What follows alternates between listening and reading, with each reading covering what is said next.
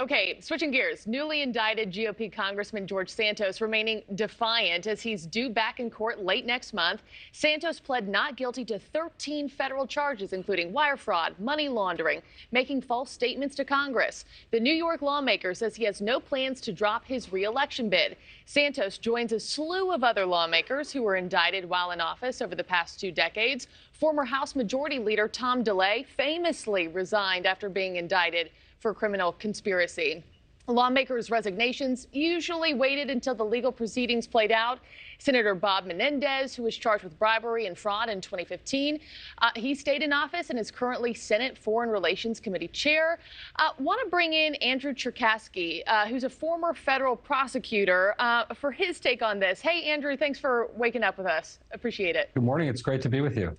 So when it comes to George Santos, I was thinking about this earlier. It really seems like there's no shock factor anymore to him. I mean, think about all the things that we have learned since he took office in January. In your mind, how serious is this for Santos? Well, this is very serious, and I think he's looking at big trouble. I think that his reaction yesterday and his denials may fall in line with what seems to be a pathological tendency to avoid the truth. What I see from the indictment is that this is a paper case, meaning that the federal government, through their prosecutors, will be able to present this case largely through the papers, the employment records, et cetera, that they suggest in the indictment suggest his guilt. Those are very difficult cases to overcome because it's not a matter of what a witness says or the credibility of a witness. It's rather what's in black and white on a piece of paper. And so I see him having a very high hill to climb here. Of course, he's guaranteed the right to a presumption of innocence, and we shouldn't come to conclusions too early. Yeah, that's exactly what I want to ask you about. But it is a tough case. It's a tough case. To your point there, and to my best of my understanding, the law doesn't prohibit him from serving in the House, right? Just on special committees. But should the law allow a member of Congress to stay in office after being indicted, or would that weaken the presumption of innocence here?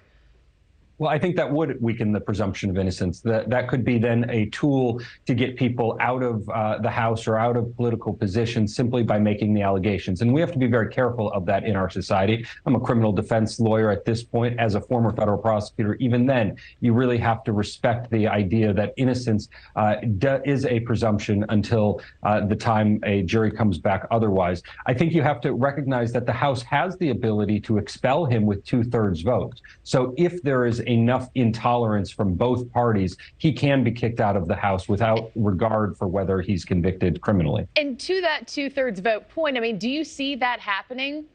Do you see a 2/3 vote? And should they? Should that take place?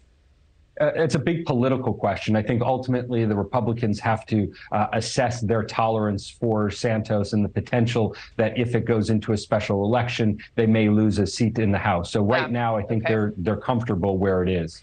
Can we shift gears real quick? I want to pivot over to House Oversight Chair James Comer revealing yesterday his panel had obtained all these records, thousands of records showing President Biden's family and associates got over $10 million from foreign adversaries while he was vice president. I want to play a bit of sound and then get your take on the other side.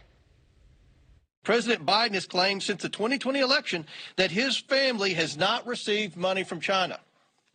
That was a lie in 2020. And he continues to lie. Okay, Andrew, your thoughts on the allegations that we heard yesterday, and did Republicans bring forth a solid case? Well, they certainly came forward with very strong allegations against President Biden as well as the Biden family.